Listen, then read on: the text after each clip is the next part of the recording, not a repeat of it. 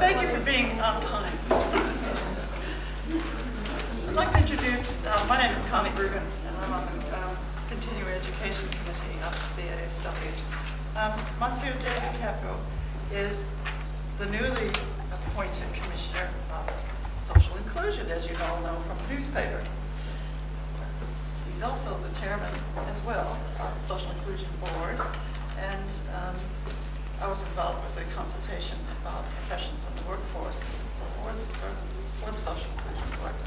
Now, he holds a lot of positions which you all saw on here. He doesn't want me to read it all out. You've already read it, haven't you? Yes.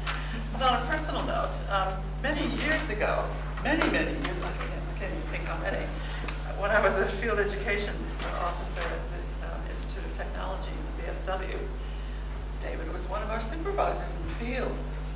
And Russell was your student, yeah, who's now a social worker, the minister with the Air Force, up in Edinburgh. And so we've had contact before. It's my great pleasure to announce him. Now, the structure today is that David will occupy the first hour-ish, and you'll have a chance for questions. Jill Whitehorn here, who's from a staff member from the Social Inclusion Board unit, will then give us some idea of the sort of evaluation tools that they use, which are a bit unique in the Social Inclusion Board, which should be of interest to us. Okay? Thank you very much.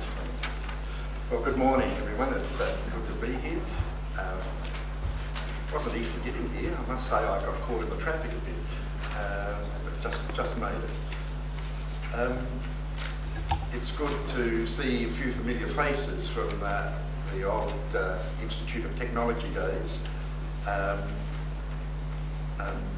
They were great days. They were in the sort of early 70s, mid 70s. I did my training at the old institute. I did it part-time. I did an associate diploma in social work, and then changed over to the degree. Did it all part-time while I was working as a community welfare officer, then senior community welfare officer at the Elizabeth office of then the department, well, it ended up the Department for Community Welfare.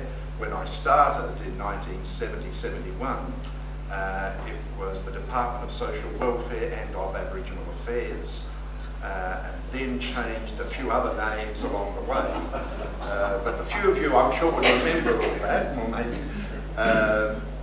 But the 70s were fascinating times in social work, particularly times where there was the economics were different.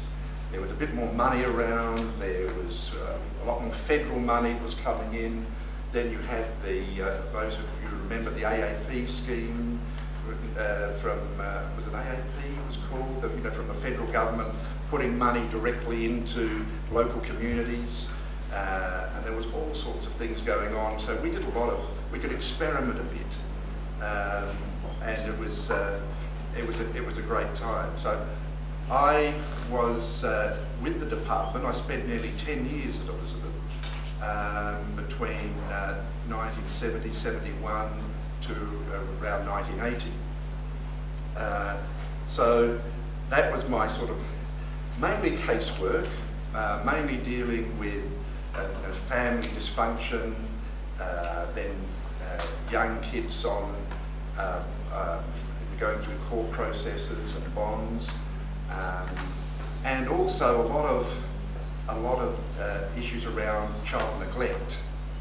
I suppose it's that area that really haunted me, and it really upset me for many years after a lot of the work I did in that area. And I think we've learned a lot since then. But a lot of the things that I did, I sort of regret strongly in terms of removal of children from homes.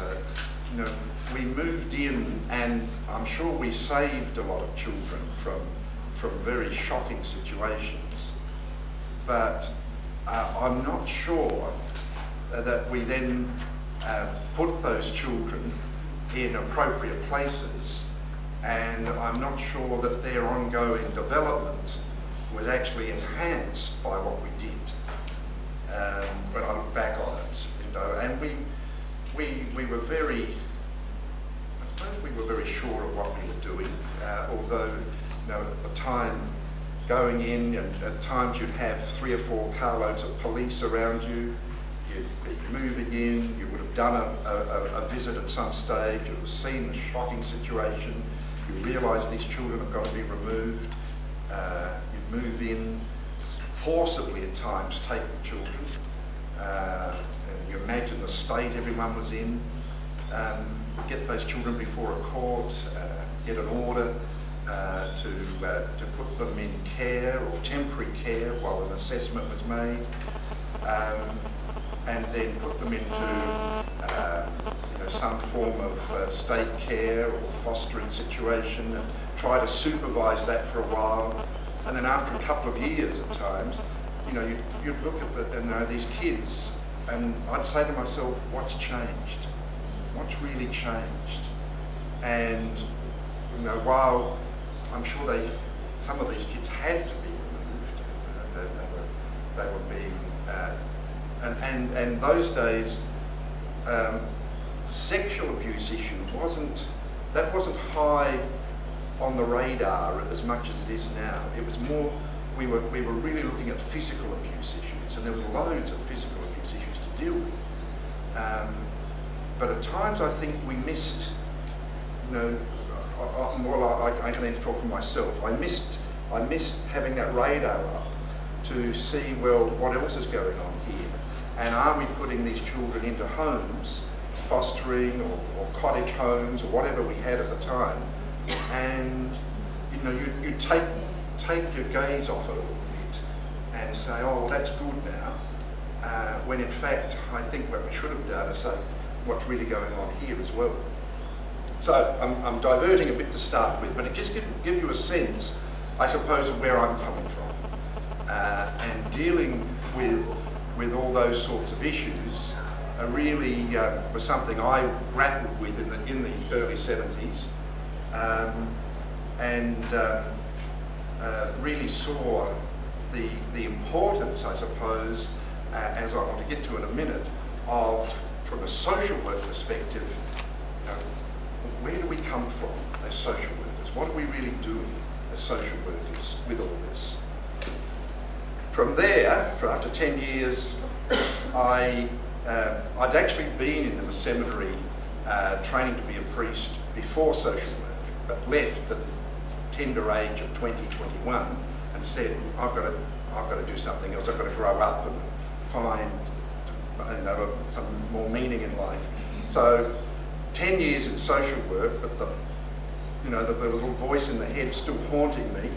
And so in 1980, I went back into theology studies, was ordained a priest in 84, but then found myself, you know, sort of drawn back more and more into all sorts of social work type roles and experiences within the church, with federal government at one stage, based in Canberra, and when I was based in Canberra, I was working for the Catholic Social Welfare Commission, and that moved me more and more into policy, and I suppose it's in the whole social policy area that I've really moved into in a fairly major way over the last few years.